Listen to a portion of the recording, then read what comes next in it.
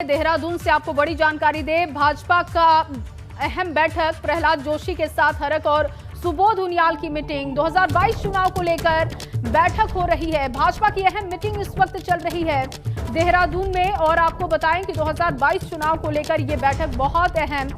कई विधानसभा सीटों पर टिकटों को लेकर बातचीत हो रही है। हरक अपनी पुत्र वधू के लिए लैंसडाउन से लगातार टिकट की मांग कर रहे हैं और कई बार वो जिक्र भी कर चुके हैं और ऐसे में टिकटों पर मंथन जारी है।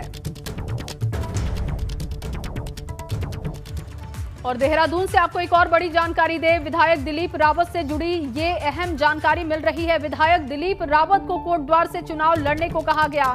सूत्रों के हवाले से बड़ी खबर, सीट बदलने को लेकर दिलीप रावत को संगठन की ओर से पेशकश कर दिया गया। अब ऐसे में देखना होगा कि क्या दिलीप रावत की सीट बदली जाती है, क्योंकि सूत्रों के हवाले से ये अहम जानकारी है। लेकिन माना जा रहा है कि सीट बदलने के लिए उन्हें आदेश दिया जा चुका है। सीट बदलने को लेकर दिलीप रावत को संगठन की तरफ से पेशकश हो चुकी है। और इसी खबर पर ज्यादा जानकारी के साथ विनोद हमारे साथ देहरादून से मौजूद हैं। विनोद, सबसे पहले तो जानकारी दीजिएगा, भाजपा की अहम मीटिंग हो रही है और उस मीटिंग को लेकर किस तरीके की तैयारी, क्या ताजा अपडेट? दूसरी तरफ खबर यह भी आ रही है कि सीट बदलने को लेकर दिलीप रावत को संगठन ने आदेश दिया है।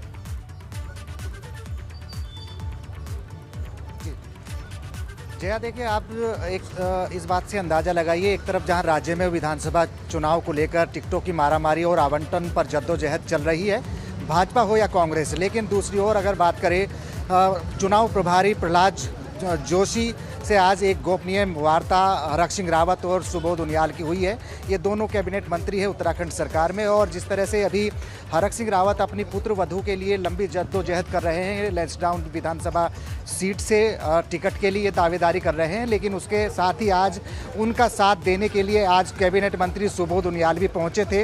हालांकि एक सूत्रों के अनुसार जानकारी ये भी मिल रही थी कि सुबोध उनियाल भी सीट बदलने की को लेकर आज उनसे मिलने गए हैं। हालांकि उन्होंने इस बात की पुष्टि जरूर तो नहीं की है, लेकिन ऐसी चर्चा जरूर थी कि सुबोध उनियाल भी अपनी सीट नरेंद्र नगर बदलकर टिहरी करे या फिर ऋषिकेश करे, इस तरह की चर्चा जरूर थी। लेकिन इस एक तरफ जहां टिकटों के आवंटन को लेकर मारामारी चल रही है, वहीं दूसरी ओर सियासी गलियारों में ये दिग्गज नेताओं की जो गोपनीय वार्ता हुई है, ये जरूर एक चर्चा का विषय बना हुआ है। और जो जानकारी मैं आपको बताऊं कि सूत्रों के अनुसार ये जानकारी मिली कि हरक सिंह रावत अपनी पुत्र वधू के लिए लैंसडाउन विधानसभा सीट से टिकट लेने के लिए जद्दोजहद कर रहे हैं और जो मौजूदा विधायक वहाँ के हैं दिलीप सिंह रावत, पार्टी संगठन की ओर से उनको कोटद्वार से चुनाव लड़ने के लिए पेशकश की गई है कि आप लैंसडाउन विधानसभा सीट से चुनाव ना लड़के अब कोटद्वार से लड़े।